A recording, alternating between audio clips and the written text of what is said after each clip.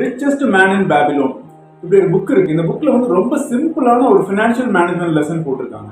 அது என்ன லெசன் அப்படின்னு பாத்தீங்கன்னா, நம்ம சம்பாதிக்கிற பணத்துல 10ல் 1 பங்கு நமக்குன்னு எடுத்து வச்சுக்கணும். என்ன சொல்றீங்க, எல்லா பணத்தையும் நான் தானே வச்சுக்கிறேன் அப்படின்னு நீங்க நினைக்கலாம். ஆனா அப்படி கிடையாது. நீங்க வந்து ஒரு கடைக்கு போறீங்க, பொருட்கள் வாங்குறீங்க அப்படின்னா அவங்களுக்கு பொருட்கள் கிடைக்குதுன்னா பணம் அவங்ககிட்ட கொடுத்துறீங்க. ஸோ நீங்க கஷ்டப்பட்டு சம்பாதிச்சுட்டு ஒரு பொருள் வாங்கிட்டு பணத்தை அடுத்தவங்களுக்கு கொடுக்குறீங்க, அவங்க வந்து பணக்காரராங்க.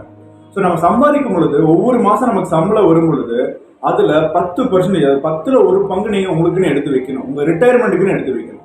அப்ப நீங்க எடுத்து வச்சீங்கன்னா ஒரு வருஷம் முடியும் போதே நீங்க வந்து பாத்தீங்கன்னா உங்களுக்கு ஒரு மாசத்துடைய சம்பளம் வந்து உங்க கையில இருக்கும். ஃபர்ஸ்ட் வந்து 10% சேவ் பண்ணணும். செகண்ட் என்ன பண்ணணும்னா, நமக்குடைய சம்பளத்துல 20% தான் வந்து நம்மளுடைய லோன்ஸுக்கு பே பண்றதுக்காக நம்ம பயன்படுத்தணும். நம்மளுடைய இஎம்ஐஸா இருக்கலாம், இல்ல ஏதாவது பர்சனல் லோனா ஃப்ரெண்ட்ஸ் கிட்ட யாராவது வாங்கியிருக்கலாம். ஸோ அந்த மணி டோட்டலா நீங்க சம்பாதிக்கிற பணத்துல 20%க்கு மேல உங்களுடைய லோன்ஸுக்கான ரீபேமெண்ட் இருக்கக்கூடாது. என்ன சொல்றீங்க, பேங்க்லாம் 40% வச்சுக்கலாம்னு சொல்றாங்களே அப்படின்னா, எஸ், பேங்க் என்ன செக் பண்றாங்கன்னா நமக்கு பேயிங் கெப்பாசிட்டி இருக்கான்னு செக் பண்றாங்க. ஸோ பேயிங் கெப்பாசிட்டிக்காக செக் பண்றது தான் 40% வந்து லிமிட். பட் நம்ம ரிச்சஸ்ட் பர்சன் ஆகணும் அப்படின்னா 20%க்குள்ள தான் நம்மளுடைய இஎம்ஐஸ் இருக்கணும். மூணாவது விஷயம் என்னன்னு பாத்தீங்கன்னா, மீது 70% இருக்கு இல்லையா, அந்த 70% வந்து நம்ம ஃபேமிலிக்கு தேவையான விஷயங்கள் நம்ம வாங்கணும், பிடிச்ச விஷயங்கள் நம்ம செய்யணும். ஏன்னா நம்ம இருக்கிறது ஒரு லைஃப். ஸோ அந்த மணி வந்து நம்மளுடைய ஃபேமிலிக்காகவும் நமக்காக நம்ம ஸ்பெண்ட் பண்ணி we should enjoy that money.